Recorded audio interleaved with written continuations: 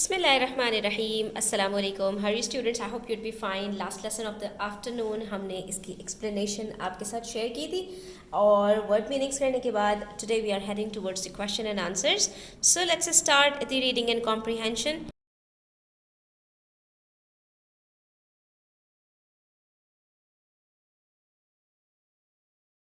With, ठीक है, आपसे यहाँ पर पूछ रहे हैं कि जो पोम है ये स्टार्ट और एंड किस आइडिया से हो रही है। अच्छा, दो चीज़ों का आपने ध्यान रखना है। दो चीज़ें क्या है, एक तो ये कि कौन सा टेंस यूज़ किया गया है। तो आंसर लिखते हुए you have to use the same tense in which the question has been asked. तो यहाँ पर हमारे पास जो टेंस है that is present indefinite tense. Which idea does the poem begin and end with. तो आप जब आंसर कोट करेंगे तो आप सेम यही लिखेंगे, the pome begins and ends with, ठीक है। और उसके बाद जो भी आइडिया आप यहाँ पर दे रहे हैं तो वो यहाँ पर आपने लिख देना है। सिंपल है, as the title suggest, when will the bell ring and end this weariness, and same goes with the ending, I shall sit and wait for the bell. So basically the idea that it starts and ends with is about when the bell will ring to indicate that the last lesson has ended. ठीक है, simple question है। Question number 1 part B, what metaphor does the poet use in the first stanza of the poem? तो basically यहाँ पर जितने भी questions हैं, पहली बात तो clear है कि सब में हमारे पास यहाँ पर present tense है। What metaphor does, why does, what is the insult in stanza 3, the poet seems angry, why in stanza 4, the poet, remember he's a teacher, uses in stanza 5, Lawrence says। so all the questions have this present tense in them, ठीक है। तो इस चीज़ को आपने यहाँ पर note down कर लेना है। दूसरी बात यहाँ पर, what metaphor does the poet use in the first stanza of the poem? Again this question is related to the first stanza और यहाँ पर हमसे पूछ रहे हैं metaphor। तो metaphor हमारे पास यहाँ पर लिटरेरी डिवाइस है जिसके अंदर हम एक चीज़ को दूसरे से कंपेयर करते हैं और हम लाइक का वर्ड भी यूज़ नहीं करते, ठीक है। सेम एज या लाइक का वर्ड यूज़ किए बगैर हम उस किसी चीज़ को दूसरी चीज़ से कंपेयर कर रहे होते हैं, दोनों में कोई सिमिलर क्वालिटी होने की वजह से। जैसे हम कहें हमजा इज़ अ लायन, तो Hamza is not a lion, ठीक है। हम अगर यहाँ पर कहते हैं Hamza is like a lion तो वो सिमिली होती, ठीक है। हम कंपैरिजन कर रहे थे वहाँ पर लाइक का वर्ड यूज़ करते हुए। लेकिन अगर मैं ये कहूँ हमजा इज़ अ लायन तो वहाँ पर ये लायन का जो वर्ड है हमजा के लिए दैट इज़ अ मेटाफर, ठीक है। तो हमसे पूछ रहे हैं what metaphor does the poet use in the first stanza of the poem. This is the first part of part B, with which word is the metaphor sustained। तो अब आपको यहाँ पर ये जो वर्ड सस्टेन यूज हुआ है ना, इसकी मीनिंग पता होने चाहिए। सस्टेन का मतलब होता है एक चीज जो कंटिन्यू करे। तो सवाल आपको यहाँ पर समझना बहुत इंपॉर्टेंट है स्टूडेंट्स, कि आपसे सवाल में पूछा क्या है कि एक तो ये बताइए कि कौन सा मेटाफर यूज किया है और किन वर्ड्स के साथ उस मेटाफर को कंटिन्यू भी किया है। यानी वो मेटाफर सिर्फ फर्स्ट स्टैंजा में नहीं है बल्कि वो आगे भी कंटिन्यू कर रहा है। तो यहाँ अपने स्टूडेंट्स को जो उन्होंने कहा माई पैक ऑफ अनरूली हॉर्न्स, तो अनरूली हॉर्न्स हम एनिमल्स के लिए यूज़ करते हैं, यहाँ पर एज अ मेटाफर यूज़ किया है फॉर स्टूडेंट्स। और ये भी नहीं कहा like my pack of unruly horns, ठीक है। तो ये एक मेटाफर है और इस मेटाफर को यहाँ पर इसके साथ इन्होंने टक्ड द लीश और स्ट्रेन्ड अपार्ट के साथ इन्होंने इसको मैच किया कि ये सारी चीज़ें इसी के साथ कनेक्टेड हैं। और उसके बाद इस मेटाफर को उन्होंने आगे कंटिन्यू किया है। यहाँ पर आप देख सकते हैं on a quarry of knowledge, on a Hunt of knowledge, ठीक है।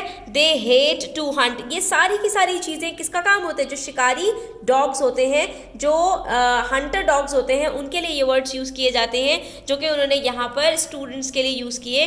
तो ये एज अ मेटाफर यूज़ किए हैं। तो अपने आंसर में हम ये सारी चीज़ें मेंशन करेंगे। Students, the poet uses the metaphor of a pack of horns referring his students. अब किसको मेटाफर यूज़ किया है? स्टूडेंट्स को, तो इसलिए आपने यहाँ पर मेंशन करना है tugging eight there लीशेस and straining. जो ये वर्ड इन्होंने यूज़ किया है tugging eight there लीशेस and straining, ये भी मेटाफर्स हैं। और यहाँ पर मुराद क्या है? Trying to get rid of the classroom, ठीक है। तो ये सारी चीज़ें आपने यहाँ पर नोट डाउन करनी है। He continues this metaphor by using words such as quarry, that is prey and hunt, ठीक है। मजीद इन्होंने मेटाफर्स यहाँ पर कंटिन्यू किए इन वर्ड्स को यूज़ करके।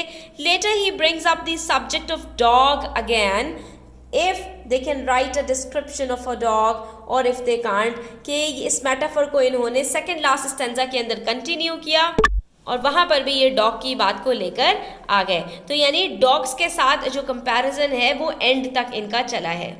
उसके बाद क्वेश्चन को आगे बढ़ाते हुए इसी चीज़ को कंटिन्यू करें, वाई। अब आपसे रीज़न पूछें, जब भी वाई का वर्ड आएगा तो वहाँ पर रीजनिंग होती है, ठीक है।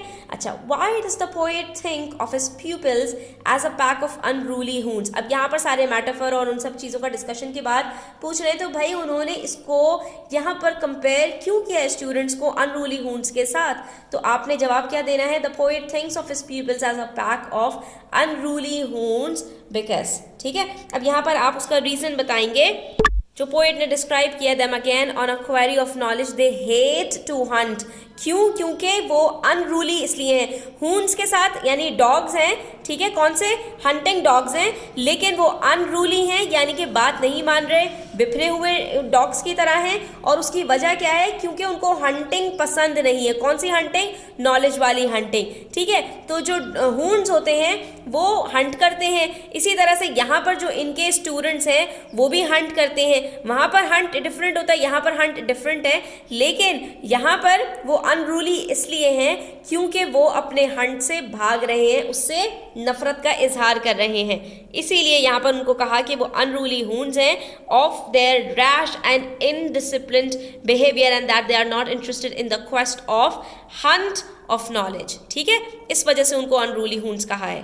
और उसके बाद पोएट ने एक वर्ड यूज किया, what is the insult that the poet refers to in stanza number 3। अब बात आ गई डायरेक्ट स्टैंजा नंबर 1 से स्टैंजा नंबर 3 पर, कि वहां पर एक वर्ड यूज किया गया है इंसल्ट। इससे कौन मुराद है? रेफर का मतलब इससे किस चीज की तरफ इशारा किया जा रहा है। तो ये जो वर्ड्स होते हैं ना स्टूडेंट्स, इसको आप मीनिंग्स को अच्छी तरह से समझ लो। अगर आप इन मीनिंग्स को याद कर लोगे तो इस तरह के क्वेश्चंस बार बार रिपीट होते हैं, आपको इनके आंसर्स देने में बहुत आसानी हो जाएगी। तो यहाँ पर स्टूडेंट्स इंसल्ट का वर्ड स्टैंजा नंबर 2 में भी है और स्टैंजा नंबर 3 में भी है। दोनों का मीनिंग जो है वो सेम ही है। और ये किसकी तरफ इशारा हो रहा है? Of the books that lie out on the desk a full of 3 score of several insults of bloated pages, ठीक है। तो यहाँ पर इन्होंने क्या कहा कि and kindle my will to a flame that shall consume their dross of indifference and take the toll of their insults in punishment. यहाँ पर जो वो अपना सवाल करते हैं वो क्या होता है, so shall I take my last dear fuel of the life to heap on my soul, कि क्या मुझे जो है जो मेरी बाकी बची खुची एनर्जी है उसके ऊपर अपने मजीद बोझ डालना चाहिए। And kindle my will to a flame that shall consume their dross of indifference, और जो मेरे पास बची खुची एनर्जी है तो उसके ऊपर मुझे जल्दी पर तेल का डालना चाहिए, यानी अपने मजीद जो एनर्जी है उसको ज़ाया करना चाहिए। And take the toll of their insults and punishment, और वो जो उनकी कॉपियाँ चेक करने के लिए पड़ी हुई हैं जो कि एक तरह की इंसल्ट है बुक की, तो क्या वो मुझे ऐसा पनिशमेंट कबूल करनी चाहिए या नहीं। तो हम यहाँ पर लिख देंगे the insult that the poet refers to in stanza number 3 is described in stanza number 2, ठीक है। हम पहले उनको पूरी बात बताएंगे कि जिस स्टैंजा नंबर 3 की आप बात कर रहे हैं जिसमें इंसल्ट का तस्करा है वो दरअसल स्टैंजा नंबर 2 के अंदर पहले जिक्र की गई है।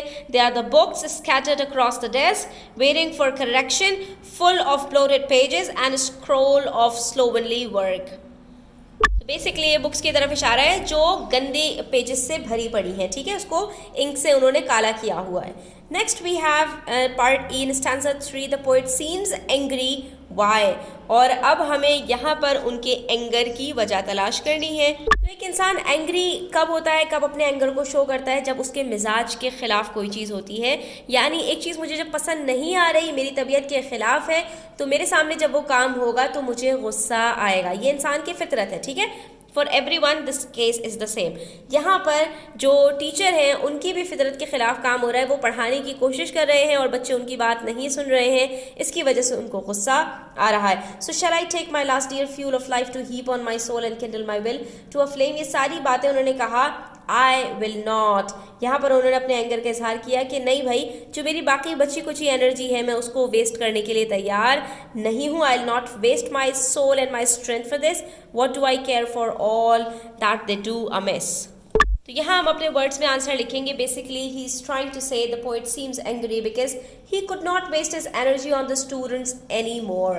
He is now fed up of their slovenly work and can no more take their insults in the form of untidy work for checking as a punishment. ठीक है, वो उनकी कॉपीज को लेकर उसके अंदर जो गंदा पंदा काम है वो उसको चेक करने के लिए तैयार नहीं है और इस पनिशमेंट को अपने लिए जो है वो नहीं पसंद करते. So he decides that he will not take their notebooks for checking and save the left over strength. बाकी बची कुची एनर्जी को वो अपने जो है वो सेव करके रखेंगे किसी और अच्छे काम के लिए.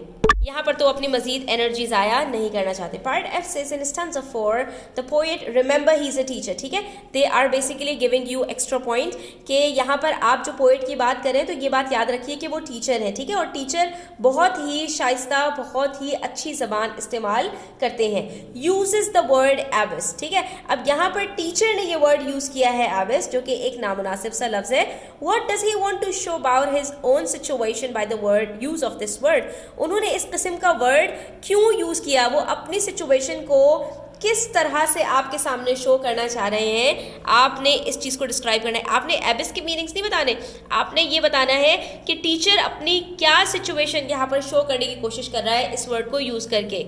So basically students is trying to just tell you that he is trying to describe his situation by saying that he has reached to the lowest point in his life and he is drowned in an abyss in a point at a point where he cannot sink any further. ठीक है, so the poet uses the word abyss to show that he has sunk to very lowest point of his life but cannot sink any further by taking this kind of life any longer. ठीक है, वो abyss यहाँ पर word जो इन्होंने लिखा है इससे शो करना चाह रहे हैं कि वो एक ऐसी सिचुएशन में है जहां वो अपनी ज़िंदगी के बहुत नीचे वाले हिस्से पर चले गए हैं, यानी कि एक बहुत ही गहरी खाई में जैसे गिर गए हों कि जिसके नीचे मज़ीद जाने की जगह ही ना बची हो. यानी कि कहने का मकसद ये है कि वो एक ऐसे पॉइंट पर खड़े हुए हैं जहां से मज़ीद नीचे देखना अब मुमकिन नहीं है.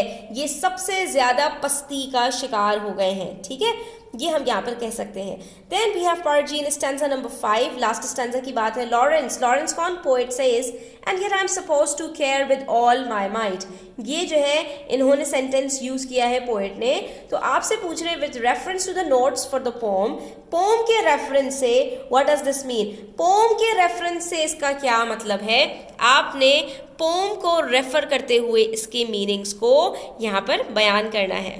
तो ये जो वर्ड है ना सपोज टू का मतलब होता है कि मुझे ऐसा करना चाहिए, यानी कि मैं एक ऐसी जगह पर हूँ जो मेरी पोजीशन इस चीज़ को इम्प्लाई करती है, मुझसे तकाजा करती है इस बात का कि मुझे अपनी पूरी क़ुव्वत के साथ, अपनी पूरी स्ट्रेंथ, अपनी पूरी एनर्जी के साथ, माइट मीन्स अपनी स्ट्रेंथ के साथ मुझे इसकी फ़िक्र होनी चाहिए. यानी कि जो मैं यहाँ पर ऊपर कहता हुआ आ रहा हूँ ना कि मुझे इसकी क्या परवाह, इस तरह से पढ़ने और पढ़ाने का क्या फ़ायदा, तो ये सारी बातें एक तरफ, ये मेरी ज़ाती राय है, लेकिन मैं एज अ टीचर इस चीज़ के लिए ज़िम्मेदार हूँ, रिस्पॉन्सिबल हूँ, जवाबदेह हूँ कि मैं केयर करूँ, मुझे परवाह होनी चाहिए. तो उसी से रिलेटेड हमारे पास पार्ट एच है. What is the poets final decision और रिजॉल्व. तो अगर उनको केयर होनी चाहिए तो उन्होंने आखिर में डिसीजन क्या लिया, क्या उन्होंने छोड़ दिया एक तरफ या उन्होंने परवाह की. तो पहली बात students, it means Lawrence was suppose to care because at that time he was a teacher. ठीक है, तो यहाँ पर वो क्योंकि जवाबदेह हैं, इस वजह से क्योंकि वो टीचर हैं इसलिए उनको तवज्जो देनी चाहिए, उनको केयर करनी चाहिए, उनको परवाह करनी चाहिए. But he felt his time at school was futile. ठीक है, लेकिन दूसरी तरफ वो यही सोचते हैं और इसी वजह से उन्होंने जो फाइनल डिसीजन लिया is to sit it out, wait for the bell and not drain his strength but keep it to live his own life. He has given up trying. अफसोस की बात यह है कि उन्होंने बाकी सारी चीज़ों को बालाए ताक रख के जो उनको सही लगा उन्होंने वही किया और बैठकर सिर्फ बेल का इंतज़ार करने लगे कि टाइम ख़त्म हो, टाइम पूरा हो और वो घर चले जाएं। वो अब मज़ीद बच्चों के ऊपर अपनी एनर्जी सर्व नहीं करेंगे। तो आज के लिए इतना ही स्टूडेंट्स, इंशाल्लाह मज़ीद क्वेश्चन आंसर्स हम नेक्स्ट वीडियो में डिस्कस करेंगे आपके साथ। तो बने रहिए, चैनल को सब्सक्राइब कर लीजिए, वीडियो अच्छी लगी हो तो लाइक कीजिएगा, अपने फ्रेंड्स के साथ शेयर कीजिएगा, अपना बहुत सारा ख्याल रखिएगा। अल्लाह हाफ़िज़।